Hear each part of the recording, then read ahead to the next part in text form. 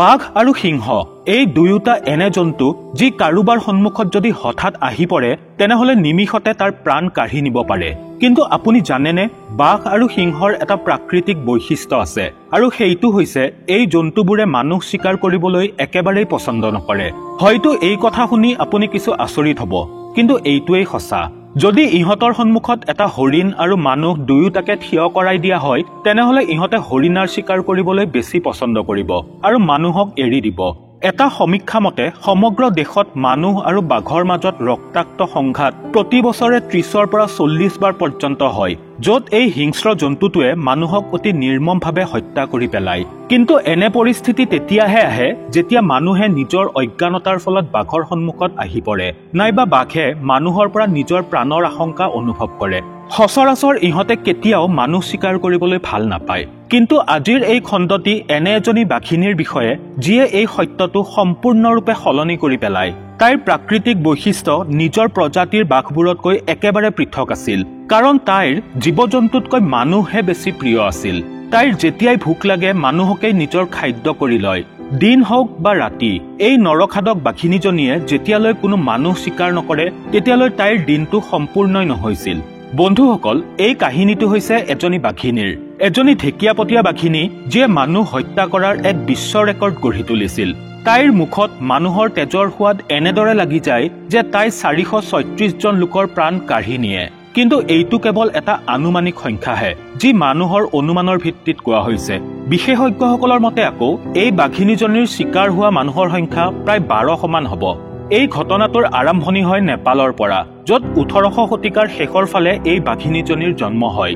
হিমালয়ৰ পাহাৰীয়া অঞ্চলত চাওঁতে চাওঁতে এই কণমানি বাঘিনীজনী ডাঙৰ হৈ আহে। কিন্তু ডাঙৰ হৈয়েই তাই ইমান হিংস্ৰ আৰু ঘাতক ৰূপ ধাৰণ কৰিব এই কথাৰ অনুমান কোনেও কৰা নাছিল।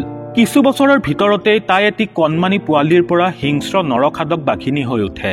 কেতিয়াবা যদি শিশু, কেতিয়াবা বৃদ্ধ, কেতিয়াবা যদি পথাৰত কাম কৰি থকা মহিলা, কেতিয়াবা আকৌ খোজকাঢ়ি গৈ থকা বাটৰুৱা। এই বাঘিনীজনীয়ে প্ৰত্যেক দিনাই কাৰোবাক নহয় কাৰোবাক নিজৰ চিকাৰ কৰিবলৈ লয়। 1ৰ পৰা 2 আৰু 2ৰ পৰা 4 এই সংখ্যা ক্ৰমান্বয়ে এনেদৰেই বৃদ্ধি পাবলৈ ধৰে। ইফালে গাঁওবাসীয়ে এই কথাৰ তিলমাত্ৰও অনুমান কৰা নাছিল যে এই সকলোবোৰ এজনী হিংস্ৰ আৰু নৰখাদক বাঘিনীয়ে কৰি আছে। আৰম্ভণিতে এই ঘটনাটো মানুহে সাধাৰণ বুলিয়েই ভাবিছিল, কিন্তু মৃত্যুৰ বিভীষিকা যেতিয়া ক্ৰমান্বয়ে বৃদ্ধি পাবলৈ ধৰে তেতিয়াহে এই ঘটনাটো চৰ্চাৰ বিষয় হৈ পৰে। প্ৰথম অৱস্থাত মৃত্যুৰ সংখ্যা কেৱল 5ৰ পৰা 10ৰ ভিতৰতেই আছিল, কিন্তু পাছত সেই সংখ্যা বাঢ়ি গৈ 60ৰ পৰা 70 পাইগৈ। মানুহৰ মাজত এতিয়া আতংকময় পৰিৱেশে বিৰাজ কৰিবলৈ লয় আৰু চাৰিওফালে নিমাওমাও পৰিৱেশে চানি ধৰে। কেতিয়াবা যদি দিনত, কেতিয়াবা ৰাতি মানুহবোৰ এজন এজনকৈ নোহোৱা হবলৈ ধৰে। তাৰে ভিতৰত কিছুমানৰ মৃতদেহ উদ্ধাৰ হয় যদিও আনসকলৰ আকৌ ছাঁটো বিচাৰি পোৱা নগ'ল। কিন্তু মানুহবোৰ তেতিয়ালৈ এই কথাৰ পৰা জ্ঞাত নাছিল যে সেই সকলোবোৰ এজনী বাঘিনীয়ে কৰি আছে। তেওঁলোকে ধৰি লৈছিল যে এইবোৰ কোনো অশৰীৰী আত্মা বা বেয়া ছায়াৰ প্ৰভাৱ, যিয়ে তেওঁলোকৰ অঞ্চলটো গ্ৰাস কৰি পেলাইছে। এফালে যদি মনত এই অন্ধবিশ্বাসবোৰ বাঢ়িব ধৰিছিল, আনফালে আকৌ মৃতকৰ সংখ্যা, যি কমাৰ কোনো নামেই ল'ব বিচৰা নাছিল। মানুহে দিনে ৰাতিয়ে পূজা পাঠ কৰা আৰম্ভ কৰে আৰু এই অমংগলীয়া পৰিৱেশটো দূৰ কৰিবলৈ ভগৱানক প্ৰাৰ্থনা কৰিবলৈ ধৰে। কিন্তু সকলো কৰাৰ পাছতো মানুহ নিৰুদ্দেশ হোৱা ঘটনা আগৰ দৰে চলিয়েই থাকে। আনহাতে এই খবৰটো নেপাল পুলিচৰ কাণত পৰেগৈ। মৃত্যুৰ সংখ্যা সঁচাকৈয়ে বিচলিত কৰি পেলোৱা বিধৰ আছিল। সেইবাবে পুলিচেও এই পৰিস্থিতিৰ গম্ভীৰতাক ভালদৰে উপলব্ধি কৰি যথেষ্ট সূক্ষ্মভাৱে ইয়াৰ অনুসন্ধান আৰম্ভ কৰে। কিছুদিনৰ ভিতৰতেই এই সত্যটো সকলোৰে সন্মুখলৈ আহি পৰে যে এই আটাইবোৰ মৃত্যুৰ কাৰণ এটি 8 ফুট দীঘল আৰু 140 কিলো ওজনৰ এজনী মাইকী বাঘিনীহে আছিল, যাৰ মানুহৰ তেজৰ বাহিৰে আন একো বস্তুৰে প্ৰতি মোহ নাছিল। এই কথাটো শুনাৰ লগে লগে মানুহৰ গাৰ নোম শিয়ৰি উঠে আৰু কিছু সময়ৰ ভিতৰতে এই খবৰটো সমগ্ৰ নেপালত বিয়পি পৰে। এতিয়া দিন হওক বা ৰাতি, মানুহে না ভালদৰে খাব পাৰিছিল আৰু না ভালদৰে শুব পাৰিছিল। সকলোকে কেৱল এই ভয়েই শংকিত কৰি ৰাখিছিল যে কোনফালৰ পৰা বা আহি সেই নৰখাদক বাঘিনীজনীয়ে আক্ৰমণ কৰি দিয়ে। ইফালে প্ৰশাসনেও সেই নৰখাদক বাঘিনীজনীক ধৰিবলৈ বিভিন্ন ধৰণৰ পন্থা হাতত লয়। কিন্তু দুৰ্ভাগ্যবশতঃ পুলিচ আৰু প্ৰশাসনৰ দ্বাৰা কৰা সকলো প্ৰয়াস বিফল হয়, কাৰণ বন্দী হোৱাৰ সলনি প্ৰতিবাৰেই এই প্ৰয়াস মানুহৰ বাবে হানিকাৰকহে প্ৰমাণিত হয়।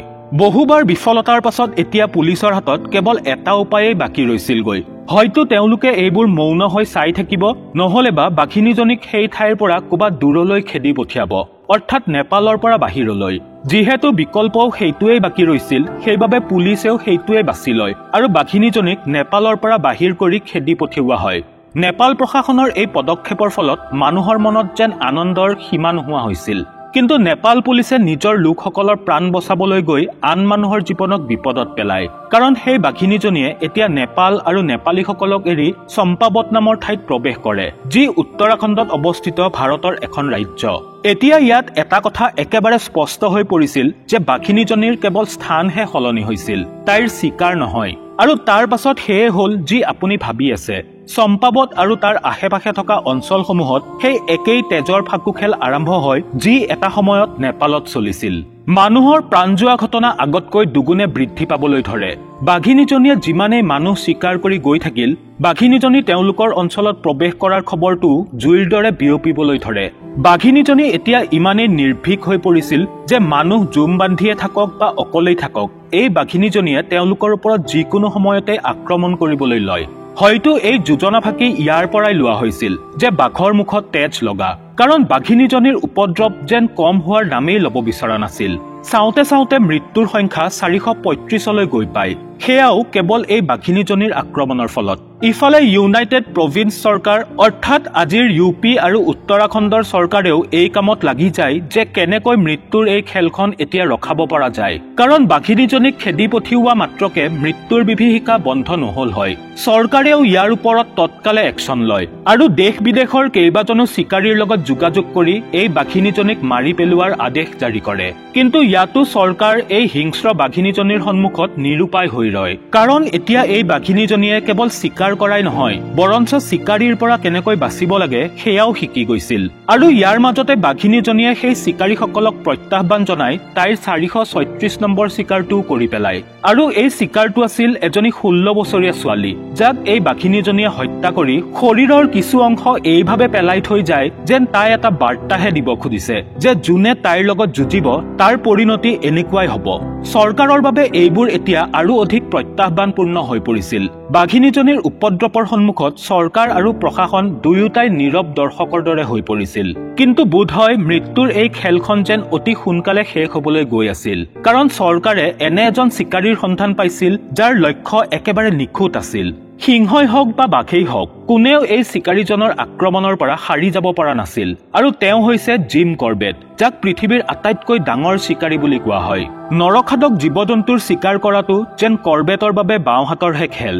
জিম কৰবেটে যেতিয়া সেই 16 বছৰীয়া ছোৱালীজনী যি অলপতে বাঘিনীজনীৰ আক্ৰমণৰ বলি হৈছিল তাইৰ বিষয়ে গম পালে, তেওঁ অকণো পলম নকৰি এই হিংস্ৰ আৰু নৰখাদক বাঘিনীজনীৰ চিকাৰৰ অভিযান আৰম্ভ কৰি দিয়ে। এতিয়া কৰবেটৰ বাবে আটাইতকৈ ডাঙৰ প্ৰত্যাহ্বান আছিল বাঘিনীজনীক বিচাৰি উলিওৱাটো। জিম কৰবেটে সেই বাঘিনীজনীৰ গতিবিধিৰ অতি সূক্ষ্মভাৱে নিৰীক্ষণ কৰে আৰু বাঘিনীজনীৰ সকলো মুভমেণ্ট ভালদৰে বুজি লোৱাৰ পাছত এদিন কৰবেটে তাইক ফলো কৰে। আৰু তেতিয়া তেওঁ সেইখিনি গৈ পালেগৈ য'ত বাঘিনীজনীয়ে নিজৰ চিকাৰ বৰ আৰামেৰে বহি খাই আছিল। কিন্তু বাঘিনীজনীয়ে যেতিয়া কৰবেটক দেখা পালে, লগে লগে তাই সতৰ্ক হৈ যায় আৰু চকুৰ প্ৰচাৰতে কৰবেটৰ ওপৰত জঁপিয়াই পৰে। সেয়া দেখি কৰবেটৰ মনত প্ৰথম প্ৰশ্নটো আহে যে পলোৱাৰ সলনি বাঘিনীজনী চিধাই আক্ৰমণাত্মক কিয় হৈ উঠিল। ইয়াৰ আঁৰত কিবা এটা কাৰণটো নিশ্চয় আছে। কিন্তু কৰবেটৰ সন্মুখত তেতিয়া আটাইতকৈ ডাঙৰ প্ৰশ্নটো আছিল এইটোৱেই যে এই বাঘিনীজনীৰ আক্ৰমণৰ পৰা নিজকে কেনেকৈ ৰক্ষা কৰা যায় আৰু তাইৰ ওপৰত কিদৰে কাবু পোৱা যায় যাতে আজিৰ পাছত আৰু তাই কেতিয়াও কাকোকে নিজৰ চিকাৰ কৰিব নোৱাৰে। তেনেকুৱাতে কৰবেটে তৎক্ষণাৎ নিজৰ চুৰিখন উলিয়াই লয় আৰু বাঘিনীজনীৰ ওপৰত এটা প্ৰচণ্ড প্ৰহাৰ কৰে। কিন্তু দুৰ্ভাগ্যবশতঃ সেই প্ৰচেষ্টাত তেওঁ বিফল হয়। ইফালে বাঘিনীজনীৰ প্ৰতিটো প্ৰহাৰে কৰবেটক মাটিত বগৰাই পেলাইছিল। বাঘিনীজনী তাইৰ প্ৰতিটো প্ৰহাৰত সফল হৈ আছিল আৰু প্ৰায় আধা ঘণ্টাজোৰা সেই সংঘৰ্ষত বাঘিনীজনীয়ে কৰবেটক প্ৰায় ধৰাশায়ী কৰি পেলাইছিল। এতিয়া কৰবেটৰ এনেকুৱা লাগিব ধৰিছিল যে বোধহয় সেই 16 বছৰীয়া ছোৱালীজনীৰ পাছত তেৱেই তাইৰ পৰৱৰ্তী চিকাৰ হ'বলৈ গৈ আছে। কিন্তু তেতিয়াই ভাগ্যই কৰবেটক আন এটি সুযোগ দিয়ে, যেতিয়া তেওঁ বাঘিনীজনীৰ ফালে নিজৰ বন্দুকটো টোৱাবলৈ সক্ষম হয়। কিন্তু সমস্যা এইটোৱেই আছিল যে সময় অতি কম আৰু বাঘিনীজনীৰ শক্তি কৰবেটতকৈ বহুত বেছি আছিল। গতিকে সেই সুযোগ হেৰুওৱা মানে এটাই পৰিণতি হ'ব, আৰু সেইটো হৈছে কৰবেটৰ মৃত্যু। জিম কৰবেটে বাঘিনীজনীৰ ফালে বন্দুক টোৱালে। ইফালে বাঘিনীজনীয়ে বন্দুক আৰু কৰবেটক দেখি আৰু অধিক হিংস্ৰ আৰু আক্ৰমণাত্মক হৈ উঠে। ইয়াৰ মাজতেই বাঘিনীজনীয়ে যেতিয়া কৰবেটৰ ফালে জাপ দিয়ে, ঠিক তেতিয়াই কৰবেটেও নিজৰ বন্দুকটোৰে গুলী চালনা কৰে। কিন্তু এইবাৰ কৰবেট বিফল নহল। চিধাই মূৰত গুলী লগাৰ ফলত বাঘিনীজনী মাটিত ঢলি পৰে আৰু থিতাতে তাইৰ মৃত্যু হয়। আৰু এইদৰেই 436 জন লোকক হত্যা কৰাৰ পাছত বাঘিনীজনীৰ সেই আতংক আৰু উপদ্ৰৱ চিৰদিনলৈ অন্ত পৰে। চৰকাৰৰ পৰা আদি কৰি স্থানীয় লোকসকল আটাইয়ে কৰবেটৰ এই দুঃসাহসিক কাম দেখি অত্যন্ত আনন্দিত হৈ পৰে। সমগ্ৰ অঞ্চলটোতে এক উৎসৱমুখৰ পৰিৱেশে বিৰাজ কৰে। কিন্তু এই জয়ে এজন মানুহক আনন্দিত কৰিব পৰা নাছিল, আৰু তেওঁ হৈছে কৰবেট নিজেই। কাৰণ তেওঁ নিজৰ সেই প্ৰশ্নটোৰ উত্তৰ বিচাৰি পাইছিল যে কিয় বাঘিনীজনীয়ে ক্ৰমাগতভাৱে 4 বছৰলৈ তেজৰ ফাকু খেলি আছিল। আৰু সেই কাৰণটো আছিল তাইৰ শৰীৰত লগা বহুতো আঘাতৰ চিন, যি কেনেকৈ লাগিল আৰু ক'ৰ পৰা লাগিল সেয়াটো কৰবেটে গম নাপালে, কিন্তু ইমানখিনি নিশ্চয় বুজিব পাৰিছিল যে সেই আঘাত বহু বছৰ পুৰণি আছিল আৰু বাঘিনীজনীৰ বাবে সেইবোৰ অসহনীয় হৈ পৰিছিল। সেই আঘাতবোৰৰ যন্ত্ৰণাৰ ফলতেই বাঘিনীজনী ইমান খঙাল আৰু হিংস্ৰ হৈ উঠিছিল। বাঘিনীজনীৰ সেই যন্ত্ৰণাদায়ক জীৱন কাহিনীয়ে কৰবেটৰ গোটেই জীৱনটোৱেই সলনি কৰি পেলায়। 1907 চন যেতিয়া কৰবেটে এই চিকাৰটো কৰিছিল, তাৰ আগলৈকে জিম কৰবেট পৃথিৱীৰ আটাইতকৈ ডাঙৰ চিকাৰী হিচাপে পৰিচিত আছিল। কিন্তু বাঘিনীজনীৰ শৰীৰত লগা আঘাতবোৰ দেখি কৰবেট ইমানেই বিচলিত হৈ পৰে যে যিকোনো বাঘক এটা গুলীতেই মাটিত বগৰাই দিয়া কৰবেট এই ঘটনাটোৰ পাছত বাঘৰ আটাইতকৈ সক্ৰিয় সংৰক্ষক হৈ পৰে। এই ঘটনাটোৰ পাছত তেওঁ আৰু কেতিয়াও বাঘ চিকাৰ নকৰা হ'ল। বৰঞ্চ বেআইনীভাৱে বাঘ চিকাৰ কৰা সকলৰ ওপৰত তেওঁ তীক্ষ্ণ দৃষ্টি ৰখা হ'ল আৰু তেওঁলোকক বাঘ চিকাৰ কৰিবলৈ বাধা দিয়া হ'ল। তেওঁৰ এই অভিযানৰে এটা সুন্দৰ নিদৰ্শন হৈছে জিম কৰবেট নেশ্যনেল পাৰ্ক, যি আজি প্ৰায় 500 স্কুৱেৰ কিলোমিটাৰ এলেকাজুৰি বিস্তৃত হৈ আছে, য'ত বাঘেই হওক বা বাঘিনী, সুস্থই হওক বা অসুস্থ, নিজৰ ইচ্ছামতে আৰু স্বাধীনভাৱে একেবাৰে নিশ্চিন্ত মনেৰে নিজৰ জীৱন অতিবাহিত কৰিব পাৰে।